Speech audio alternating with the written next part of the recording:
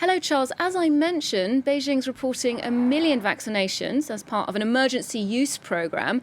Can you tell us a bit more about this program and if there are certain risks involved? Absolutely. So there are currently a handful of Chinese vaccines that are in phase 3 clinical trials. It's the last phase before getting approval for commercialization.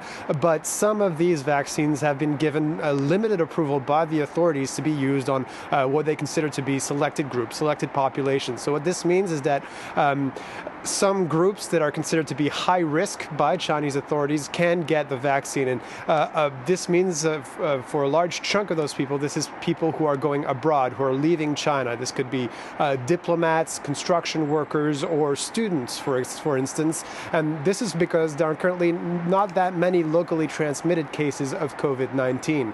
But yes, there are risks because none of these vaccines have gone through phase 3 clinical trials. So there's no guarantee that there won't be any adverse effects or that the vaccine will be effective enough, especially in a country like China that in the past has had a history of vaccine scandals where vaccines were defective, and also a risk because people who think they're being vaccinated and inoculated could be engaged in risky behavior and put themselves in risky situations when it's not clear that the vaccine will 100% or will work effectively enough. But what's clear here is that the authorities are willing to take that gamble, to take that risk if it means they can get to the final product faster.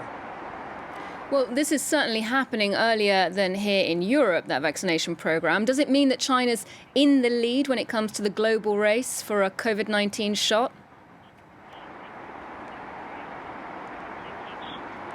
Well, it's hard to say because there isn't a huge amount of information about the trials, about the tests that have been taking place here in China, or that Chinese pharmaceutical companies have been conducting. Actually, Sinopharm has released some of the results for its tests, for its phase 1 and 2 trials on its vaccine, and it showed actually that the antibody levels were actually lower than for recovered patients of COVID-19, which isn't the case for the results of pharmaceutical companies like Pfizer or Moderna. So on this one particular piece of data, it seems like the Chinese makers aren't doing as well as others.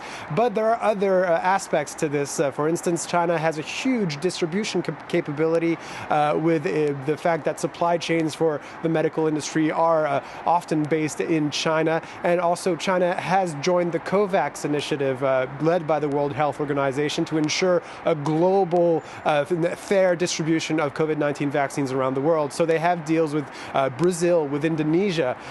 So really, there are many factors, and China is not completely out of this vaccine race as of yet. And Charles, we've heard reports that North Korean leader Kim Jongun had access to this vaccine, courtesy of his contacts in Beijing. Can you tell us more about that? That's right.